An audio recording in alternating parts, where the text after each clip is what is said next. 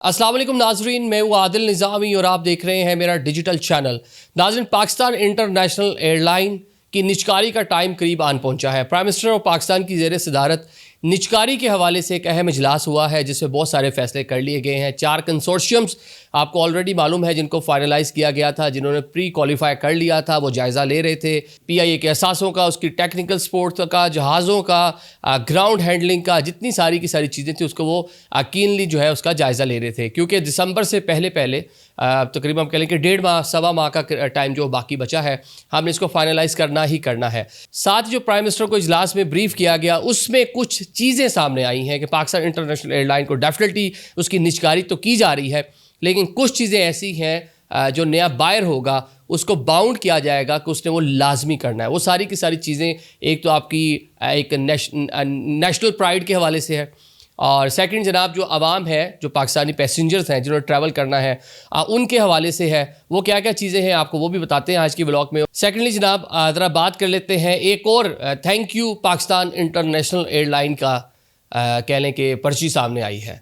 अब आप समझ गए होंगे पर्चियाँ कहाँ से सामने आती हैं। मतलब कि कनाडा जाने वाला एक पाकिस्तान इंटरनेशनल एयरलाइन का अमले का एक जो क्रू है वो गायब हो गया है। किधर गया है, ये सारा मामला क्या है, ये भी आपके सामने रखते हैं। नाज़रीन, पाकिस्तान इंटरनेशनल एयरलाइन की निजकारी, तकसीमकार कंपनी जो बिजली की थी उनकी निजकारी, IMF को हमने जो बेल आउट पैकेज लिया था 7 बिलियन USD का, ये उसमें जनाब कुछ शराइत जो थी ये उसका हिस्सा था। अब इसके अंदर कह लें कि टाइम करीब आन पहुंचा है। इसी साल 2025 के अंदर हमने इसको करना ही करना है, क्योंकि हम बहुत सारी वायलेशंस ऑलरेडी कर चुके हैं। IMF की एक रिपोर्ट जो हुकूमत ने तकरीबन मेरे ख्याल से 2 से 3 बार छुपाए रखी, वो 2 दिन पहले मंजर आम पे आई है, जिसमें IMF ने जो खदशात हैं गवर्नेंस के बारे में, करप्शन के बारे में, मिसमैनेजमेंट के बारे में, अफसरशाही के बारे में, वो उन्होंने बता दिए हैं। तो भाई कह लें कि होशरुबा उसमें इंकशाफात हुए हैं। तो अब ऐसा नहीं हो सकता कि पाकिस्तान इंटरनेशनल एयरलाइन वाला जो प्रॉमिस कर रखा है निजकारी वाला, हुकूमत उसे पीछे जाए। तो लिहाजा इसको साल 2025 यानी कि कुछ 41 दिन बाकी हैं, इस टाइम पीरियड में करना ही करना है। तो प्राइम मिनिस्टर पाकिस्तान की ज़ेर सदारत इजलास हुआ। प्राइम मिनिस्टर को कुछ जो ब्रीफिंग दी गई हैं वो आपके सामने रख देते हैं। एक तो जो चीज़ें आपके नेशनल प्राइड के हवाले से हैं कि पाकिस्तान इंटरनेशनल एयरलाइन हम उसको ऑल दो निजकारी कर देंगे, बेच देंगे, लेकिन उसका लोगो तब्दील नहीं होगा, उसके लोगों का जो डिज़ाइन है उसमें कुछ तब्दीली नहीं आएगी, और जो कंपनी और पाकिस्तान इंटरनेशनल एयरलाइन जो एयरलाइन का नाम है उसमें किसी किस्म की तब्दीली नहीं आएगी। ये जनाब जो भी बायर होगा उसको गारंटी देनी पड़ेगी, ये शराइत में शामिल है।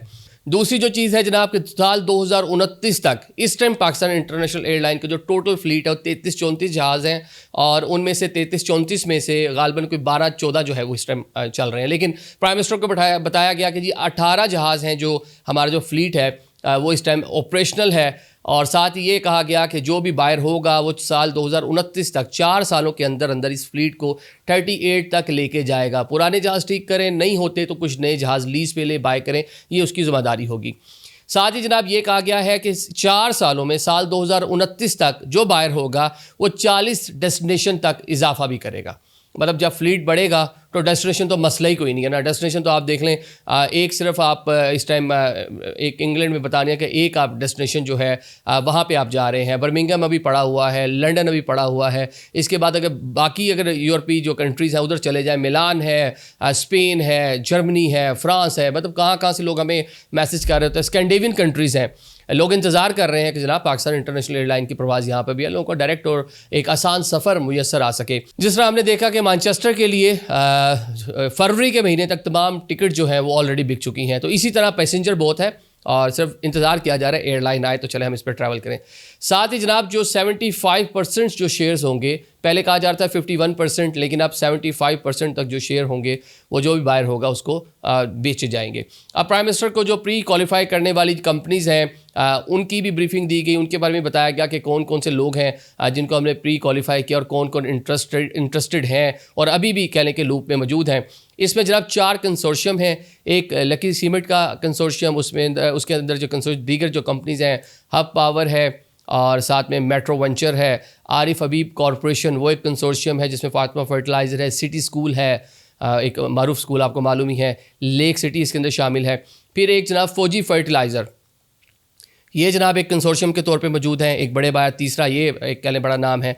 और इन सब में जो मैं अक्सर बात करता हूँ, मेरा भी जो फेवरेट है کیونکہ ان سب میں جو اوپر ہم نے جن کا نام لیا ایئر لائن چلانے کا تجربہ کسی کا نہیں ہے.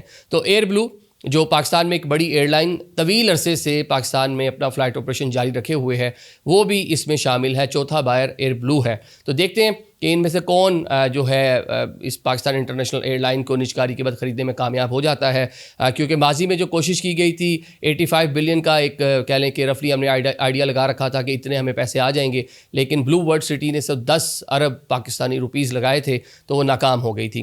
اب ذرا بات کر لیتے ہیں, اور بلکہ ایک اور چیز ایڈ کر دوں, یہ کوئی 2 دہائیوں بعد پاکستان میں کوئی بھی بڑی کمپنی جو ہے اس کی نجکاری ہونے جا رہی ہے. اب پاکستان انٹرنیشنل ایئر لائن کا جو عملہ ہے اس میں ایک بے چینی پائی جا رہی ہے. ماضی میں دیکھا جب بیچنے کی بات آتی تھی وہ کہتے تھے ہمیں بیچ دیں, ہم یونین والے خرید کر اس کو چلا لیں گے, اور مطلب مضحکہ خیز قسم کی چیزیں تھیں. جب نجکاری کی بات آتی تھی ہڑتال پہ چلے جاتے تھے, اسٹرائک پہ چلے جاتے تھے, نئی نجکاری ہم نے کرنے نہیں دینی اور جناب اس کو ایسے ہی چلائیں, اور مختلف قسم کی آرا ان کی تھی. اور حال ہی میں آپ نے دیکھا کہ جو انجینئرز ہیں انہوں نے بھی پروٹیسٹ وغیرہ کیا. تو اسی طرح کی بے چینی ہمیں نظر آ رہی ہے کہ ایک جو فلائٹ کے اندر جو کرو تھا, برطانیہ جاتی ہے 16 سے 19 تک اس فلائٹ 16 کو گئی تھی, 19 کو نومبر کو اس نے واپس آنا تھا, لیکن 19 نومبر کو جب وہ کرو سے رابطہ کیا گیا, ان کا نام بتایا جا رہا ہے آصف نجم صاحب. آصف صاحب نے کہا جی میری تو طبیعت ہی بہت خراب ہے, میں تو آ ہی نہیں سکتا, اور لہٰذا جناب آپ کچھ اور مناسب انتظام کر لیں. پولیس کو ٹورانٹو کی ان کو گمشدگی جو ہے اس کی اطلاع کر دی گئی ہے. اگر وہ نہیں ملتے, نہیں معاملہ ہوتا تو ڈیفینیٹلی جو محکمانہ کارروائی ہوگی وہ بھی ہوگی, برطرف بھی کیا جائے گا. لیکن جو کینیڈا کے جو کہہ لیں کہ وہاں کے رولز ہیں, جو وہاں کے قوانین ہیں, تو جس طرح پہلے بہت سارے لوگ thank you Pakistan international air line لکھ کر وہاں پر مکین ہو چکے ہیں, بہت سارے تو ایسے جن کو اب سنا ہے کہ ریزیڈنسی پرمٹ بھی مل گئے ہیں, بہت سارے ایسے جنہوں نے وہاں پہ شادیاں کر لی ہیں, اپنا بزنس کر رہے ہیں, اور ایک ان کے مطابق ایک کامیاب زندگی گزار رہے ہیں وہ کینیڈا کے اندر. تو یہ بھی شاید اسی کلب کا حصہ بن جائیں گے, اور ان کی جو پاکستان میں جو محکمانہ کوئی کارروائی وغیرہ ہوگی شاید اس کا کوئی اثر نہیں پڑے گا.